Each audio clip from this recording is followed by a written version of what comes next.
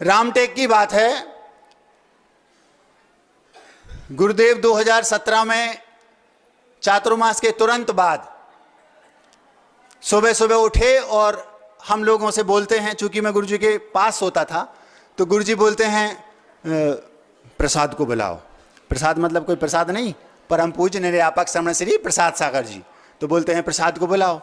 तो गुरुजी जिसको स्नेह करते हैं बहुत ज़्यादा, उसको इन्हीं शब्दों में बुलाते हैं। जैसे आप अपने बच्चों को बुलाते ना स्नेह के साथ, उनका एक निकनेम होता है छोटा सा, ऐसा है। तो प्रसाद को बुलाओ जी, मैं बुला के लाया। जैसे ही मैं बुला के लाया तो प्रसाद राख लाओ। राख मतलब केस लॉन्च करने के लिए राख लाओ। तो आचार्य श्री से प्रसाद सागर जी बोलते, आचार्य श्री जी अभी तो 1.5 महीना हुआ है। आचार्य श्री जी हर 2 महीने में केस लॉन्च करते हैं। मूलाचार्य जी में हम लोगों के लिए लिखा है 2 माह में केस लॉन्च करना ये उत्कृष्ट माना जाता है, और 3 माह में केस लॉन्च करना ये मध्यम माना जाता है, और 4 माह में केस लॉन्च करना ये जघन्य माना जाता है।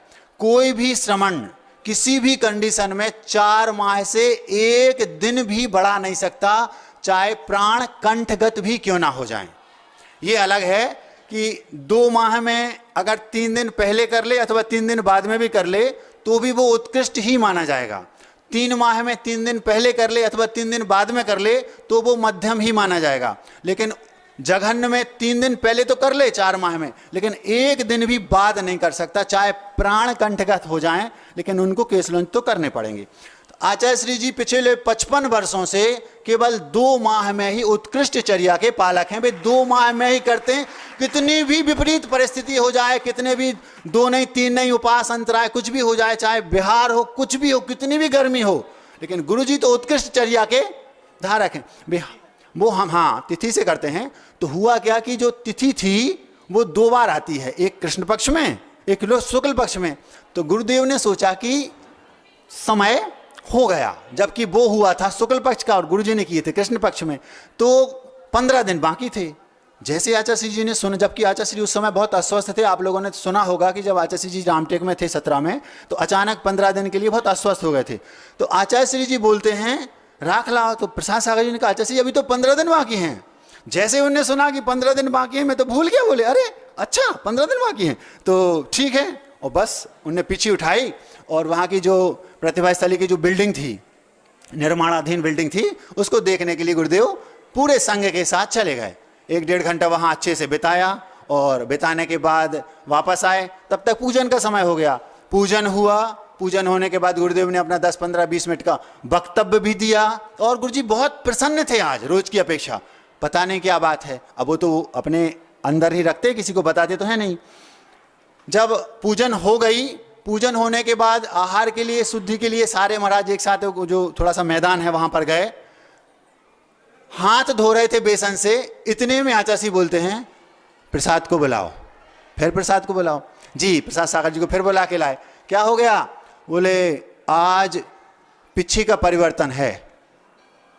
10 बजे आचार्य जी बोलते हैं रामटेक में कि आज पिछी का परिवर्तन है। प्रसाद सागर जी में आचार्य जी वो कैसे होगा? हो ही नहीं पाएगा आचार्य जी, हो ही नहीं सकता।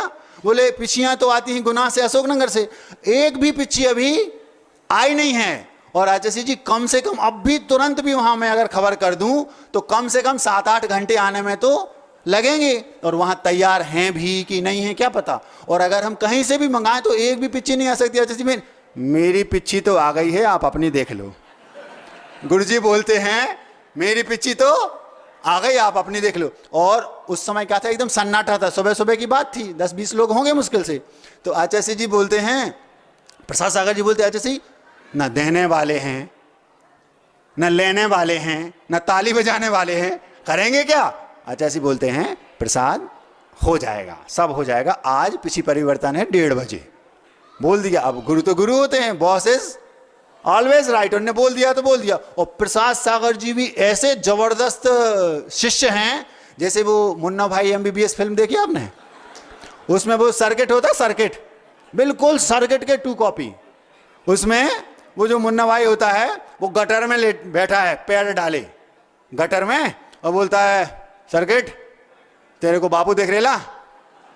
तो वो अब बोले बापू देख रेला? मतलब वो गांधी जी, तो उनके दिमाग में वो फोबिया भरा रहता है। तो मुन्ना भाई को तो 24 घंटे ऐसे ही चलते रहते, बोलो क्यों सर्किट तेरे को बापू देख रेला? तो वो सर्किट तो वो दिमाग लगा रहा है, चारों ओर देख रहा है कि बापू तो कहीं देख नहीं रहा। हाँ भाई देख रेला। क्यों देख रेला? क्योंकि भाई ने बोल दिया। समझ में आ रहा ना? तो तीसरा व्यक्ति निकला वहां से, क्यों? अब सर्किट को तो कुछ देख नहीं रहा, लेकिन चूंकि भाई ने बोल दिया तो देख लेला।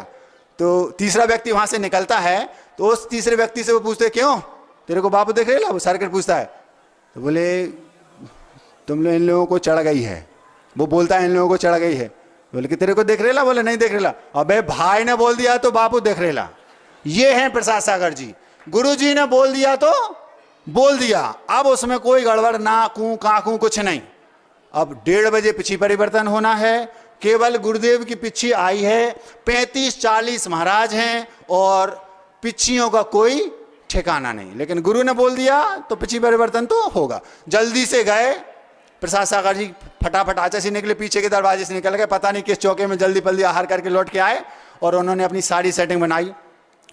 ठीक 1:30 बजे आचार्य श्री मंच पर पहुंच गए।